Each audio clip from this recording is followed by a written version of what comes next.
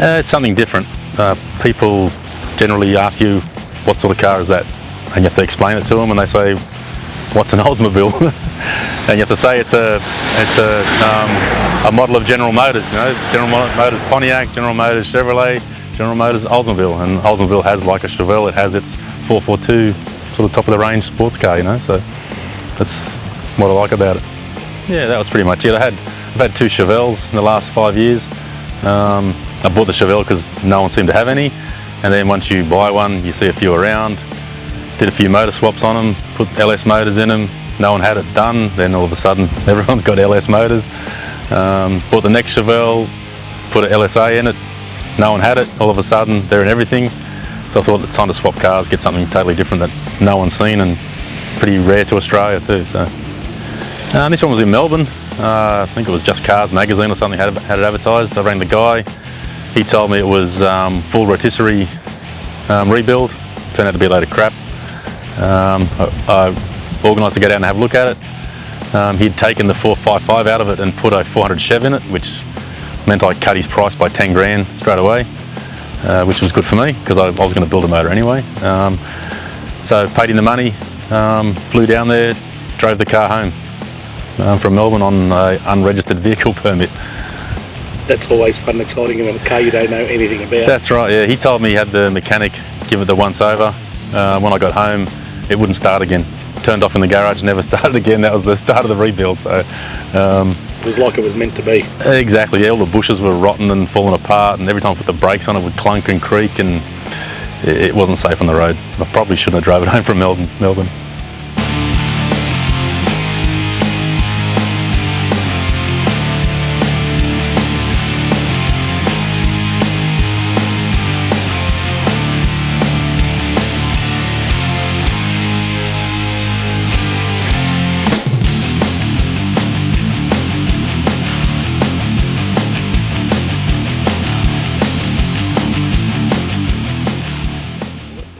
The plan was to put the right motor back in the car that it should have. I wasn't going to touch too much on the outside, which I haven't. I've just changed the wheels, fix up all the suspension issues and driveline. I like a car to be a race car underneath and an old streeter on the top. So it's, you know, you plan to do an engine rebuild which should cost you about 8 to 10 grand and you end up spending 30.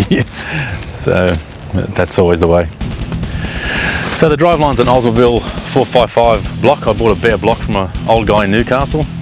Really hard to find the matching year block for this car. Yeah. Because the guy that sold the car to me, he got rid of the block as part of the engine swap deal that he did, which was a mistake. So I paid 2 grand for a rusty old boat anchor of a bare block. So like I said, the plan was to keep it just streetable, got to be out of control, turned into a 495 stroker, all forged rotating assembly, all blueprinted, Edelbrock aluminium heads, all port and polished. It's got dual Phytec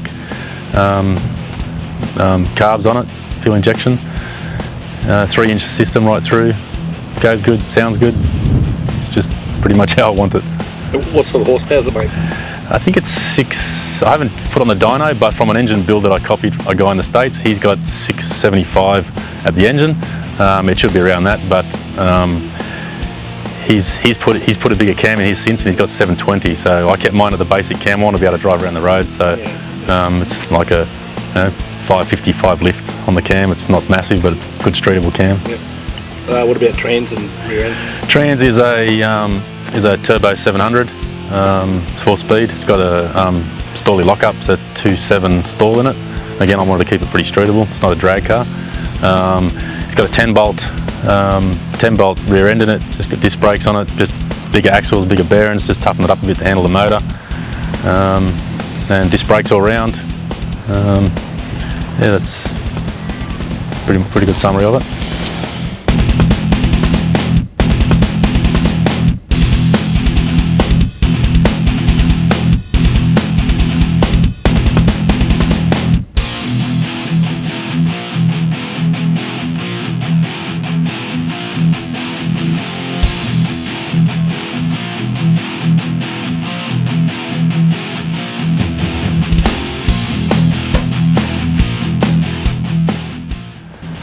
I'd rip the body off it and I'd redo everything about the body because it's standard car, still has standard car door gaps and stuff like that, you know. It still has its standard bushings between the chassis and the body, so they're all hard, and you know, has a few little old car creaks and groans about it, which I don't really like. Everything I've done myself has been pretty reliable. Everything I've paid someone to do for me, or it's still on the car, has caused me a few hiccups. But that's you know, that's what you do. You start building cars and playing around with them. You get these little issues you got to resolve. You expect it, and it's just part and parcel. Yeah, that's right. You fix them and move on to the next one. It's part of the fun until the part breaks again. You think you got too much horsepower or something, and you need to step it up a bit and put a bigger gearbox in it, and that happens. Yep. Probably my wife. She's pretty good at handling the funds. She's pretty loose with the funds, actually. She says to me, "It's your car. Put what you want on it. Do it right the first time. If it costs a bit more to make it so it won't break, just do that." So I've had no help from anyone with the car. It's all everything I've done mechanically, and that's all been done myself. Yeah, that's it. It's just me and the missus, pretty much. Pretty satisfying at the end of it, though. Oh yeah, You know, this is your deal. Satisfying for her too, you know, having pretty decent sized motor in this car, and she can just get in it, turn the key, start it, and drive it down the strop sensibly. And or if she wants to be a rat bag, which she doesn't, hopefully, she could do that too, you know. But it's got plenty of power and plenty of streetability about it, so it's a good car.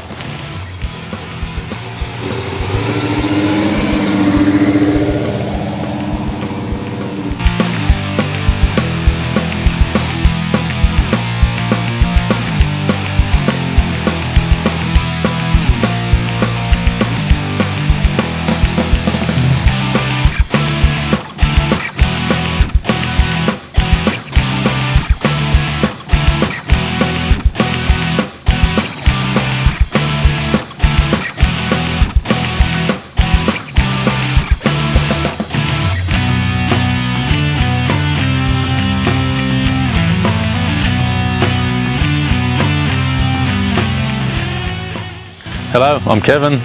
This is my Oldsmobile Cutlass 442 convertible, and you're watching Killer Rides.